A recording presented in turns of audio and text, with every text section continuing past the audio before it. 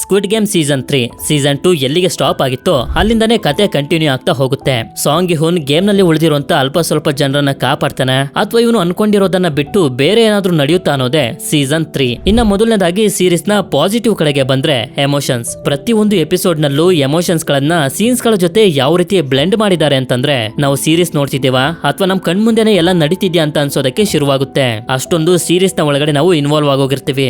ಎರಡನೇ ಪಾಸಿಟಿವ್ ಏನು ಅಂತಂದ್ರೆ ವಿಜುವಲ್ಸ್. ಶೂಟ್ ಮಾಡಿ ಸಾಯಿಸುವಂತ ಸೀನ್ ಗಳಾಗಿರ್ಬೋದು ಅಥವಾ ಗೇಮ್ಸ್ ನಲ್ಲಿ ಯೂಸ್ ಮಾಡಿರುವಂತ ವಿಜುವಲ್ಸ್ ಆಗಿರ್ಬೋದು ಅದ್ಭುತವಾಗಿದೆ. ಹೌದು, ಸ್ಕ್ವಿಡ್ ಗೇಮ್ ನಲ್ಲಿರುವಂತ ಗೇಮ್ಸ್ ನಲ್ಲೂ ಕೂಡ VFX ಹಾಗೆ CGI ಅನ್ನ ಯೂಸ್ ಮಾಡಿದ್ದಾರೆ. ಆದ್ರೆ ಅದು ನಮಗೆ ಗೊತ್ತಾಗೋದು ಇಲ್ಲ.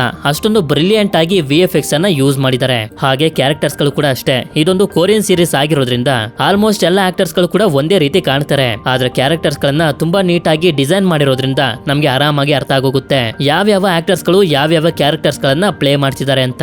ಇನ್ನು ಕೊನೆಯ ಪಾಸಿಟಿವ್ ನ ಕಡೆಗೆ ಬಂದ್ರೆ ಸೀಸನ್ 2 ತರನೇ ಸೀಸನ್ 3 ಕೂಡ 3 ಗೇಮ್ಸ್ ಗಳು ಇದಾವೆ. ಆದ್ರೆ ಸೀಸನ್ 1 ಅಲ್ಲಾಗ್ಲಿ ಅಥವಾ ಸೀಸನ್ 2 ಲಾಗ್ಲಿ ಆಡಿರುವಂತ ಗೇಮ್ ಗಳನ್ನ ರಿಪೀಟ್ ಮಾಡೋದಕ್ಕೆ ಹೋಗ್ಲಿಲ್ಲ.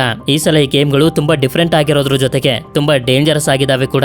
ಇನ್ನು ನೆಗೆಟಿವ್ ಪಾಯಿಂಟ್ಸ್ ಗಳ ಕಡೆಗೆ ಬಂದ್ರೆ ಸೀಸನ್ 1 ನಲ್ಲಿ ಗೇಮ್ಸ್ ಗಳಿಗೆ ಇದ್ದಂತ ಸಸ್ಪೆನ್ಸ್ ಆಗ್ಲಿ ಅಥವಾ ಡ್ರಾಮಾ ಆಗ್ಲಿ ಸೀಸನ್ 2 ಹಾಗೆ 3 ಅಲ್ಲಿ ಮಿಸ್ ಆಯ್ತು ಅಂತ ನನಗೆ ಅನ್ನಿಸ್ತು. ಅಂದ್ರೆ ಗೇಮ್ಸ್ ಗಳನ್ನ ತುಂಬಾ ಬೇಗ ಹಾಗೆ ಈಸಿಯಾಗಿ ಮುಗಿಸಿದ್ದಾರೆ. ನಾವು ಸೀಸನ್ 1 ನಲ್ಲಿ ಗೇಮ್ಸ್ ಗಳು ಯಾವ ತರ ಎಂಡ್ ಆಗ್ಬೋದು, ಯಾರ್ಯಾರು ಬದುಕಬಹುದು ಅಂತ ಕ್ಯೂರಿಯಾಸಿಟಿನ ಇಟ್ಕೊಂಡಿದ್ವಲ್ಲ, ಅದು ಈ 2 ಸೀಸನ್ ಗಳಲ್ಲೂ ಕಮ್ಮಿ ಆಯ್ತು ಅಂತ ಅನ್ನಿಸ್ತು. ಇನ್ನು ದೊಡ್ಡ ನೆಗೆಟಿವ್ ಪಾಯಿಂಟ್ ಏನು ಅಂತಂದ್ರೆ ಸೀಸನ್ 2 ಹಾಗೆ 3 ಆಗಿ ಡಿವೈಡ್ ಮಾಡಿದ್ದು. ಯಾಕೆಂತಂದ್ರೆ ನಿಮ್ಗೆ ಗೊತ್ತಿರಬಹುದು 2 ಸೀಸನ್ ಗಳಲ್ಲೂ ಕೂಡ ಒಂದೇ ಕತೆ ಇರೋದು. ಈ ರೀತಿ 2 ಸೀಸನ್ ಗಳಾಗಿ ಡಿವೈಡ್ ಮಾಡಿದ್ರಿಂದ ಕಥೆಯಲ್ಲಿ ಸ್ವಲ್ಪ ಗ್ಯಾಪ್ ಬಂತು. ಇದರಿಂದ ಕತೆಗೆ ಕನೆಕ್ಟ್ ಆಗೋದಕ್ಕೆ ಹಾಗೆ ಕ್ಯಾರೆಕ್ಟರ್ಸ್ ಗಳನ್ನ ನೆನಪಿಸ್ಕೊಳ್ಳೋದಕ್ಕೆ ಸ್ವಲ್ಪ ಟೈಮ್ ಹಿಡಿತು. ಹೌದು, ಸ್ಟಾರ್ಟಿಂಗ್ ಅಲ್ಲೇ ಸೀಸನ್ 2 ನ ರೀಕ್ಯಾಪ್ ಅನ್ನ ಕೊಟ್ರು. ಬಟ್ ಸ್ಟಿಲ್ ಒಂದೇ ಸೀಸನ್ ಆಗಿದ್ರೆ ತುಂಬಾ ಚೆನ್ನಾಗಿರ್ತಿತ್ತು ಅಂತ ನನ್ನ ಅನಿಸಿಕೆ. ಇನ್ನು ಕಡೆಯದಾಗಿ ಕನ್ಕ್ಲೂಷನ್ ಗೆ ಬಂದ್ರೆ ಸೀಸನ್ ತುಂಬಾ ಚೆನ್ನಾಗಿದೆ. ಸೀಸನ್ 2 ನ ನೋಡಿ 3 ಗೆ ವೇಟ್ ಮಾಡ್ತಿದ್ದವರು ನೋಡ್ಲೇಬೇಕು. ಬಟ್ ಸೀಸನ್ 1 ಅಷ್ಟು ಅಚ್ಚುಕಟ್ಟಾಗಿಲ್ಲ. ಇದಾದ್ಮೇಲೆ ಕೊನೆಯದಾಗಿ ಕ್ಲೂ ಕೂಡ ಕೊಟ್ಟಿದ್ದಾರೆ ಸೀಸನ್ 4 ಬರುತ್ತೆ ಅಂತ.